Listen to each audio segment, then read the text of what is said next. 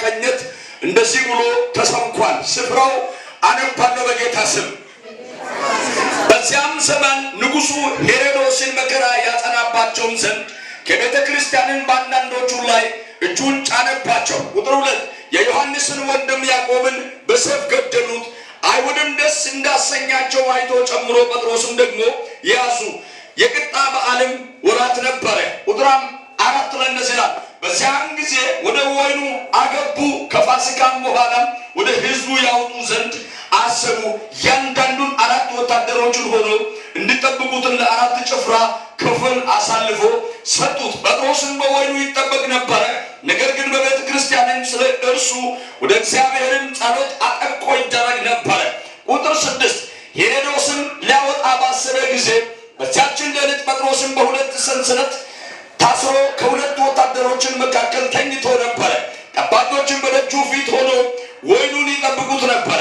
እነሆ የጌታ መልአክ ቀርቦ በቤቱ ውስጥ ብርሃን በራ።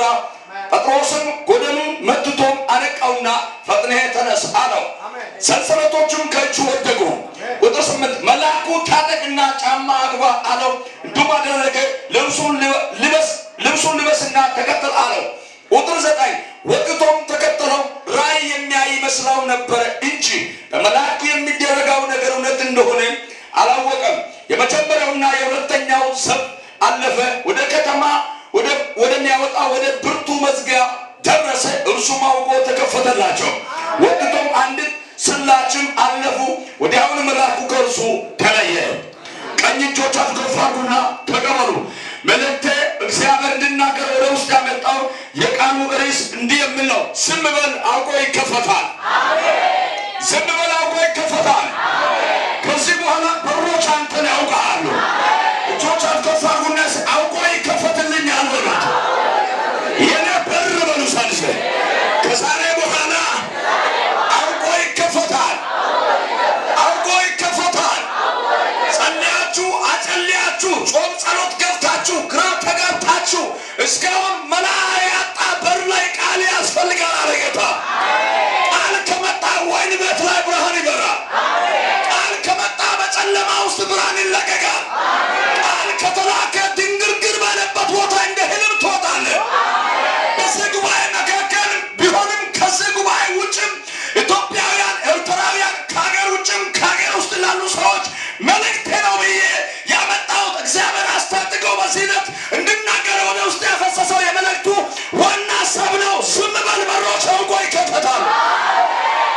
ዝም በል በሮች አውቆ ይከፈታል ያልኩበት ትክክለኛ ሀሳብ ስላለ ነው። ጴጥሮስ እንደ ዛሬ ታስሮ እንደ ነገ ለመሞት የተቀጠረ ሰው ሞት ድግስ ተብሎ በኢየሩሳሌም ከተማ ሞት ተደግሶ የሚጠብቅ ሰው ያለምንም ተስፋ ጫማ አውጥቶ ሱሪያ ወልቆ ፏ ብሎ ወይን ቤት ላይ ተኝቷል። ስተኛ እኮ ብቻ ክላስ ላይ ቢሆን እኮ ምንም ችግር የለም። ሁለት ወታደሮች ሁለት በኩል ቀኝ እጃቸውና ግራ እጃቸውን ይዘው ሁለት ይመሳ ተኝቷል። ሁለቱም ደግሞ በዚህ በኩል ተኝቷል። ከሁለቱ ወታደሮችና ስንገመር አንድ ላይ 8 ወታደሮች መካከል ላይ ጴጥሮስ ዘና ብሎ ተኝቷል። ልብስ አውጥቶ ጫማ ወልቆ ፏ ብሎ ተኝቷል። አገልግሎቱ በር ስላላለቀና እግዚአብሔር በሱ ቁሞ ብዙ ስራ ለመስራት ስለሚገባ መልአኩን ከሰማይ እግዚአብሔር ላከው።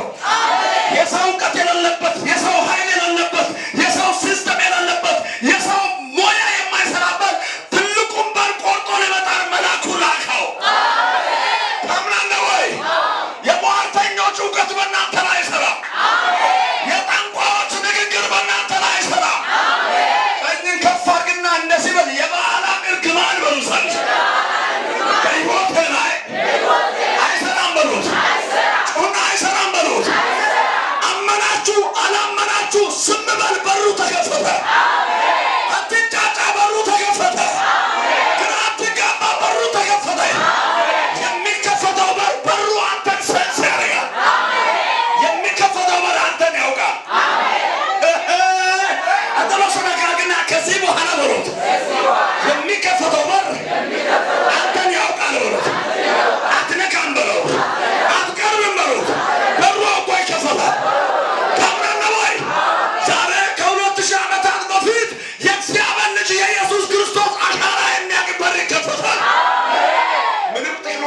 በሌለበት ምንም የሰው እውቀት በማይሰራበት ጊዜ መጽሐፉ እንደሚናገር ከሆነ አሁን ሰው ሰሳዶ በአሻራ የሚከፈት ዶሮች አሁን ነው የተፈጠሩት።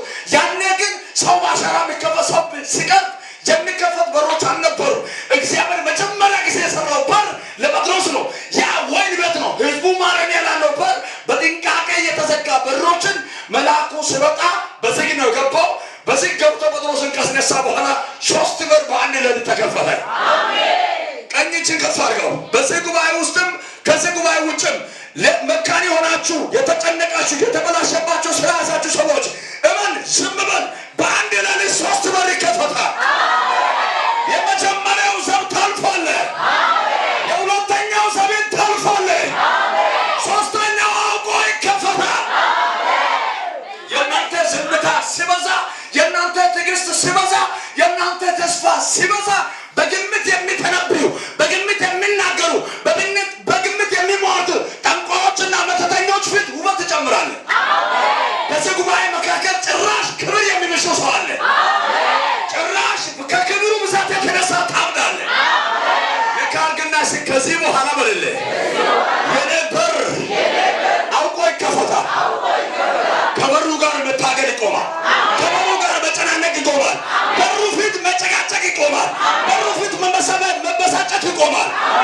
ነገ የሚከፈት በር በዚህ ዓመት አውቆ ይከፈታል። ከበዞላ ሮቶሶ ከቦጃማ የሚያምን ሰው አለ ወይ? ከዚህ በኋላ ለዘሪ ለቤተሰብ የሚያስጨንቅ በር አንተን ማስጨነቅ የለብህ። አውቆ ይከፈት ይከፈት። አጥሎሶ በደንብ ያሳርግና ይከፈት ይበል። ያንተ ዝምታ በሩን አውቆ ሊያስከፈት ነው። አሜን ነው። አሜን ነው። የገንዘብ በር ይከፈት። የልጅ በር ይከፈት። የስራ በር ይከፈት። የጠነት በር ይከፈት። እስካሁን ዝም ያላችሁ ሰዎች፣ እውነት ይዛችሁ ግን ጸጥ ያላችሁ ሰዎች፣ ጭር ያላችሁ ሰዎች፣ እዚህ አካባቢ እሱ እኮ የለም የተባለ ሰዎች፣ ይሞታል የተባላችሁ ሰዎች፣ አመናችሁ አላመናችሁ፣ ተቀበላችሁ አልተቀበላችሁ፣ የሰማው ድምፅ ይሄ ነው። ዝም በል። ከዚህ በኋላ አውቆ ይከፈታል። ኢማን ሰው ተከቦ ባታ ኮንሶል ለፍራ ሻዳኪሞ ሰላባህንያ ለተከበራ ባታራ ቋንቋ የሚሰማ ሰው ይስማ። ባርከዶ የትስ ባርከዶ የትስ ኦኩሸነባ ባርከዶ የትስ ቡቼባ ባርከዶ የትስ ሱጊያስባ ጠፈሊያስባ ሙስሊማ ኮምሽነባ ባርከዶ የትስ ዋሰባ ባርከዶ የትስ ባርከዶ የትስ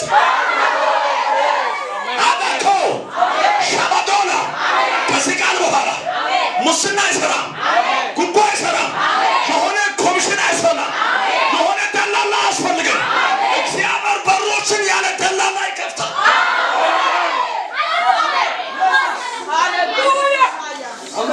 ይከፈታል። ይከፈታል። አናው 4 ነጥብ ነው። ይከፈታል። አልቅሴ ጸልዬ እሪሱን በር ልትዘጋ ትችላለህ። የጸለከው የተመኘው ነገር አይሆንም ብለህ ተስፋ ቆርጠህ ሌላ ሪስ ውስጥ ልትገባ ትችላለህ። ያኔ የቆየው ያኔ የረሳው የአንደኛው ሰፍ የሁለተኛው ሰፍ የሶስተኛው በር በኃይል ሲከፈት አየሁ። ለካርግና እኔ ጋር በሩሳን ይዘ የእግዚአብሔር ኃይል አለ። እኔ ጋር በሩሳን ይዘ የእግዚአብሔር ኃይል አለ። የእግዚአብሔር ኃይል በሉት። በሮችን በኃይል ከፈተው። ልደምቢ የሚጸልይ ሰው አለ ወይ? እጅን ከፍ አድርግና አምጣ። ዝም ብለህ አምጣ። እግዚአብሔር ካንተ ሆነ ላለው ሰው ሁሉ በኃይል የሚከፈት በር ይሆንልህ። አንተ ሰው በር ከፈት ትባላለህ። በሩ የሚከፋች ትባላለህ። በአንተ ምክንያት ለቤተሰብ በር ይከፈት። በአንተ ምክንያት ለዘሬ በር ይከፈት። አምጣ። እጅን ከፍ አድርግና ትመሰክራለህ ወይ? ትመሰክራለህ ወይ? በዚህ ጉባኤ መካከል ለ5 ሰው እግዚአብሔር የሚያስቀና በር ከፍታለህ። የሚያስቀና በር በሩ ሳይዘጋ በየሌሊቱ እግዚአብሔር 3 በር። የሰው በር በቀን ነው የሚከፈተው። የነ ጴጥሮስ በር ግን ሌሊት ነው። እስከ ዛሬ ሰው ስራ የሚወጣው ቀን ነው። ጴጥሮስ ግን ስራ የወጣው ማታ ነው።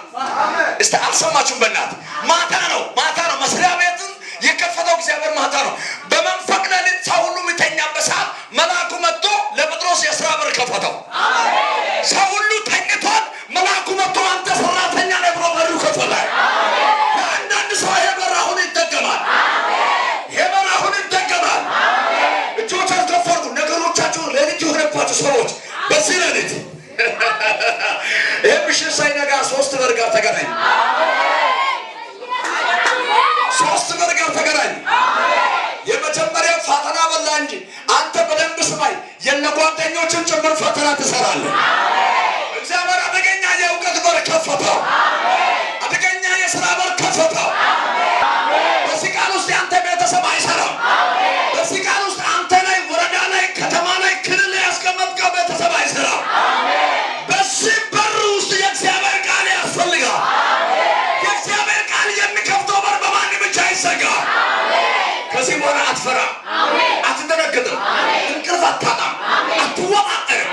እግዚአብሔር በከፈተው በር ላይ አንተ ትሰራለህ። እኔ ይታኛል። ዝምታ የበዛችሁ ሰዎች፣ አምላካችሁ የምትጠብቁ ሰዎች፣ ጌታ ሳይጎበኛ አይቀርም ብላችሁ ተስፋ አልቆርጥም የምትሉ ሰዎች፣ በእግዚአብሔር ፊት ቀንና ማታ ደፋ ቀና ያላችሁ ትችላለህ የምትሉ ሰዎች በእውነት ይችላል። ለሚያምን ስንቱ ይቻላል? ሁሉም ይቻላል በሉት።